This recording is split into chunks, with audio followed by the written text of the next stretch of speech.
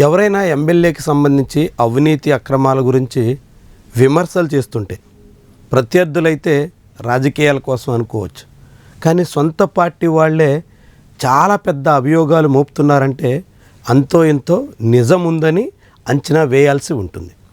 సరిగ్గా ఇప్పుడు జనసేన పార్టీ నేతలకి అదే ఎదురవుతుంది. ఆ పార్టీ విజయం కోసం పనిచేసినటువంటి వాళ్ళే ఇప్పుడు ఎమ్మెల్యేల అవినీతి దందాల మీద ఆందోళన వ్యక్తం చేస్తున్నారు. ఈ రీతిలో చెలరేగిపోతున్నారేంటి అని ఆవేదన వ్యక్తం చేస్తున్నారు.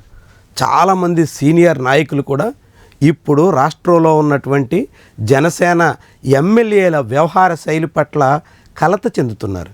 అందులో పోలవరం ఎమ్మెల్యే చిర్రి బాలరాజు సంబంధించినటువంటి వ్యవహారం బయటకు వచ్చింది. అదే నియోజకవర్గానికి చెందిన సీనియర్ నాయకుడు మాజీ DCCB chairman Karatam Rambabu phone సంభాషణ వెల్లడైంది. దేవినేని ఉమాతో ఆయన మంతనాలు జరుపుతున్నటువంటి విషయం బయటకు వచ్చింది. ఇప్పుడు ఆ ఆడియో క్లిప్ వైరల్ అవుతుంది. చిర్రి బాలరాజు ఏడాది కాలంలోనే 100 కోట్ల రూపాయలు పైబడి అక్రమంగా సంపాదించారు అన్నది వాళ్ళ అభియోగం. అంటే ఏ మాదిరి జనసేన పార్టీ నేతలు చెలరేగిపోతున్నారో ఇదొక సాక్ష్యం.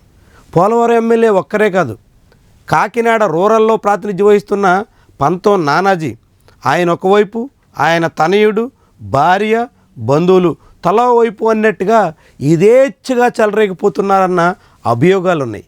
నేరుగా పార్టీ అధినేత కూడా ఫిర్యాదుల నేపథ్యంలో పిలిచి మందలించిన పరిస్థితుల్లో ఏమీ మార్పు రాలేదనే మాట వినిపిస్తోంది.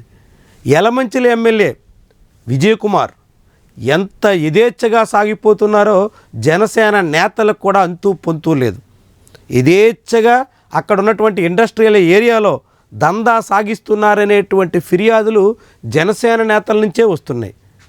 ఇక ఉంగుటూరు ఎమ్మెల్యే ధర్మరాజు అయితే ఆయన బర్త్డే పేరుతో కూడా వసూళ్లకు పూనుకున్నారనేటువంటి కథనాలు వచ్చాయి. ఇవన్నీ ఎక్కడెక్కడో కూడా ఆఖరికి ఆ పార్టీ అధ్యక్షుడు పవన్ కళ్యాణ్ ప్రాతినిధ్యం వహిస్తున్న పిఠాపురం నియోజకవర్గంలోనే ఇసుక, మట్టి సహా అన్ని రకాల దందాలు నడిచిపోతున్న వైనం మీడియా ముఖంగా వెల్లడైంది. ఎఫ్కే పాలెం చెరువు నుంచి ఎస్సీజెడ్లోని ఇసుక వరకు తవ్వకాలన్నీ బయటపడ్డాయి.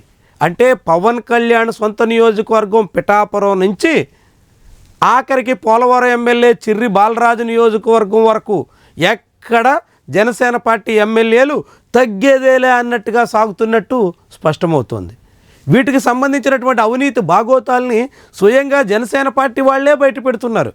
జనసేన పార్టీ అధిష్టానానికి ఫిర్యాదులు చేయడం, అధిష్టానం పట్టించుకోకపోతే ఏదో రూపంలో దాన్ని లీకులు ఇవ్వడం, ఇంకొక రూపంలో బయట జనాలకి తెలియజేసేలా ప్రచారం చేయడం, ఇట్లాంటి పరిస్థితి ఇప్పుడు జనసేనలో కనిపిస్తోంది. దీంతో 100% స్ట్రైక్ రేట్ సాధించాం, పోటీ చేసిన అన్ని చోట్ల గెలిచాం అని చెప్పుకుంటున్న పార్టీకి ఏడాది తిరిగేసరికే ఇంతటి అవినీతి అక్రమాలు భారీగా దందాలకు తెగపడే పరిస్థితి రావడం అన్నది చాలా విడ్డూరంగా కనిపిస్తోంది. ప్రజల్లో ఆగ్రహానికి కారణమవుతుంది. ఇప్పుడు జనసేన పార్టీ ప్రాతినిధ్యం వహిస్తున్నటువంటి నియోజకవర్గాల్లో మళ్ళీ ఇదే సిట్టింగ్ ఎమ్మెల్యేలు బరిలో దిగితే జనం నుంచి తీవ్రమైనటువంటి వ్యతిరేకత ఎదుర్కోవాల్సిన పరిస్థితి ఉత్పన్నమవుతోంది. మరి దీన్ని ఆ పార్టీ అధిష్టానం సరిచేసుకుంటుందా? నాయకుల్ని కట్టడి చేస్తుందా? అవినీతి అక్రమాలు ఏడాదిలో 100 కోట్ల రూపాయల వరకు వసూళ్లు చేసేసుకున్నటువంటి రీతిలో సాగుతున్నటువంటి ఈ వ్యవహారానికి చెక్ పెట్టగలుగుతుందా? ఇవన్నీ ప్రధానమైనటువంటి ప్రశ్నలు.